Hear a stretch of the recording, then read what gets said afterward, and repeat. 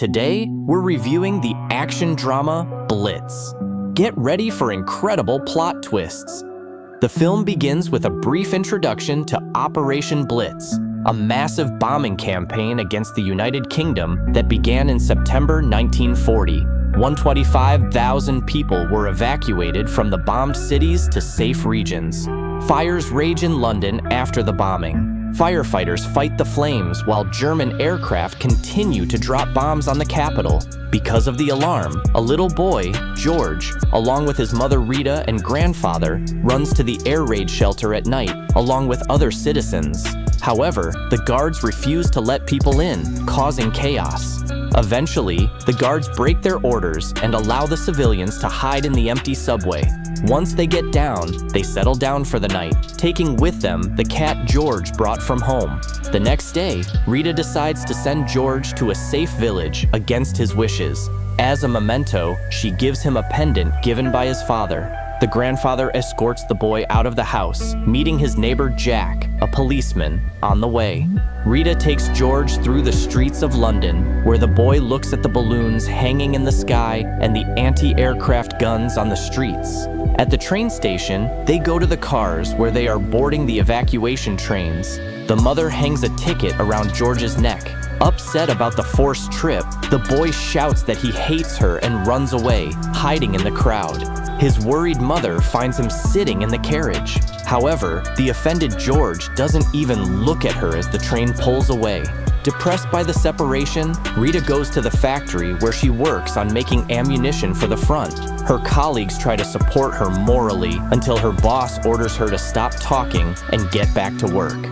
The rest of the day is spent working hard, resulting in a batch of aircraft bombs. At the end of the shift, musicians come to the shop and set up equipment for a live radio broadcast. As part of a program to keep the nation's morale up, the factories broadcast performances by talented workers on the radio. Rita is honored to represent her home plant. She dedicates a song to her son and to the parents who were separated from their children by the evacuation. Her performance ends with a chant from the workers demanding that the subway be open to be used as a bomb shelter. Meanwhile, in the locomotive, two boys pick on George. However, he demonstrates his character by offering them a fight. The boys are frightened by the prospect, and George is then plunged into sad memories. Once upon a time, children in London teased him for being different from them. When the conductor gets off, George decides to escape. He goes to the door of the carriage, opens the window and then the door itself, then throws his suitcase out and jumps off the train. As he slides down, the boy waves to the departing train and walks home. A passing train catches up with him. George leaves his suitcase, taking only his food, and climbs into a freight car. Inside, there are already three similarly resourceful boys. George shares a sandwich with them, telling them that he is returning home. His new friends warn him that if he is caught, he will not be able to escape a second time because they will be watching him. The brothers offer George to climb onto the roof of the car through the hatch. He agrees without any problems, and they take turns following him, enjoying the ride. Bystanders wave at the children. Tired, the boys go to bed. When they wake up, they hear that the train is on the London line. Workers are checking the cars for strangers. The boys manage to escape from an old man who almost catches one of them. George freezes in fear of the approaching locomotive, but his friend encourages him. But another tractor, which no one notices, hits the boy, and he dies in front of the brothers and George. The brothers run off to one side, and the stunned George rushes straight to the station, where he climbs onto a departing bus. At the factory, after the broadcast, the management calls the activists to their office for an impromptu broadcast. Returning home after her shift, Rita recalls how she once danced with Marcus, George's father. It was then that he presented her with a family heirloom, his mother's pendant, which she later passed on to her son. On their way home at night, the couple encounters some ordinary workers who, following the old traditions, start laughing at Marcus, and it ends in a fight that is stopped by the police who come running. In the end, Marcus is arrested on charges of assault, ignoring Rita's testimony. On the bus, George asks the conductor how to get to the church. The woman explains where and how to change buses. The boy gets off at the next stop to find the right way. A display case with a toy railroad catches his eye until a policeman waves him away. George continues his journey on foot. When he gets to the shopping center, he sees stained glass windows telling the story of Britain's greatness. A policeman finds him there and takes him to the police station. He asks where George lives and finds out that it is in another part of the city. The policeman takes the boy with him, promising to take him home afterwards. Meanwhile, Rita and her co-workers go on vacation to drink and have fun. They try to attract the attention of some of the soldiers and sailors who have been given leave, but Rita is not in the mood for romantic adventures. When her friend brings a sailor to the table, Rita goes home. On her way, she comes across a socialist meeting where Mickey, a supporter of Christianity and communism, is speaking. He is collecting donations to support a shelter for the destitute. Rita tells Mickey that she wants to become a volunteer to help the wounded and needy. Her first task is to provide moral support to a little girl whose mother was killed in the bombing. On her rounds, George tells a policeman that she has never seen her father because he was deported before the boy was born. Noticing a light in the window, the policeman knocks on the door to ask the owner to turn off the electricity. A blackout order is in effect in London to prevent the enemy from providing landmarks. Soon, an air raid warning sounds. The policeman and George run to the nearest shelter, where many people have already gathered. The policeman takes George inside. The shelter is equipped with beds and a dining room. A conflict is brewing among the gathered citizens because they are separating the native British from the newcomers. A policeman intervenes to stop the conflict and reminds them that their enemy also divides people into right and wrong. He then puts George to bed, promising to come back for him in the morning after his shift. As he falls asleep, the boy remembers his mother and grandfather teaching him to play the piano. In the morning, George is woken up and invited to his hiding place by the children. There, he overhears the adults talking about how his new friend died during the night trying to save an old woman, but he didn't have time to get to the shelter before the bombing started. The boy hides from the police and runs away to the ruined city where there are fires everywhere, sown by enemy aircraft. Rita goes to work through the streets that have turned into ruins overnight. One of the brick walls almost falls on her, but her neighbor Jack saves her. Before she has time to start work properly, her bosses call her into the office to tell her the bad news. George did not reach his destination. All that is known is that he jumped out of the train and ran away. The stunned woman blames the people responsible for the evacuation for her son's disappearance. She leaves her workplace to find George in the city, despite the discontent of her bosses. The boy himself wanders around London, looking into shop windows. He is noticed by a girl named Jess, who treats him to some candy. Then she offers to feed him a normal meal. Jess brings the boy to the billiard room, where she hands him over to Albert. Albert immediately decides to use George for illicit enrichment.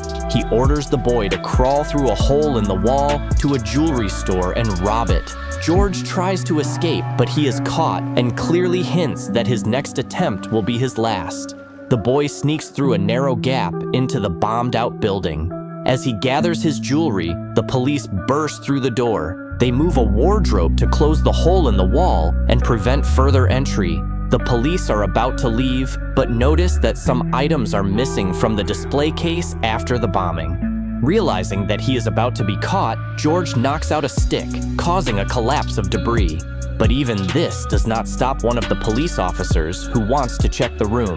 Only the second collapse makes him change his mind. The policemen leave, leaving George alone to carry the loot to his accomplices. George asks to be taken home, but this provokes an outburst of anger in Albert. He beats the boy and then starts punching himself in the face until one of his accomplices calms him down. Albert orders Jess to keep an eye on the boy and treat him to a cake as a reward. Rita, having reached home and warned her father, goes in search of her son. First, she turns to her neighbor Jack, and together they go to the train station to start from there. However, no one has seen or knows anything. The unsuccessful search is interrupted by another air raid alarm. Even people who were spending time in the restaurant heard it. Hearing the signal, they do not have time to hide, and the building is bombed. Albert's team collects valuable items. George is among them. He does not want to touch the lifeless bodies, but he is forced to. Not far away, a rival gang is engaged in a similarly immoral business. They mock the rich. George seizes the moment and runs away. Once on the waterfront, he watches enemy planes dropping bombs and fires. When an explosion comes too close, the frightened boy runs across the bridge, but is nearly killed by a downed plane that crashes nearby. George makes his way through the chaotic and fire-ravaged streets of London. Firefighters are trying to minimize the damage, and people are panicking. Finally, he reaches the entrance to the subway. Going downstairs, he finds other children watching a performance of a homemade puppet theater. Going further, the boy comes across police officers who are trying unsuccessfully to drive people out of the station. George then goes down to the rails, lies down between them, and covers himself with something like a blanket to get some sleep. Meanwhile, Rita is worried about her son. She is joined by Jack, who is skeptical of her socialist views. George wakes up and starts walking through the subway tunnel. He reaches the next station, where a crowd is listening to a female trio sing. Here, George sees the same policeman friend, but it turns out to be just a dream. He wakes up and sees water on the floor. Suddenly, a stream of water breaks through the station wall. The station is flooded, and the panicked crowd presses toward the exit, pushing the boy into the water. George runs to the stairs, but water pours down from there as well, washing him away. The lights go out, adding to the panic the fear of the dark. By the light of flashlights, people try to get out. George gets to the grate that the men are pulling apart to let people out. The little boy is instructed to crawl through and open the passage. He dives in, but gets stuck. Rita returns home and checks the rooms. Her father is sleeping with the cat, and her son's room is empty. She looks sadly out the window, not knowing that a new squadron of enemy bombers is flying in right now. George wakes up in bed. The landlady says that he saved many people by calling for help. She promises to feed him and take him home. Putting on his lucky pendant, the boy hears the police knocking on the door. Not wanting to fall into the hands of the law, he escapes through the window. On the familiar streets, he smiles happily as he makes his way home. However, his home, which was bombed, is now in ruins. Only the cat survived.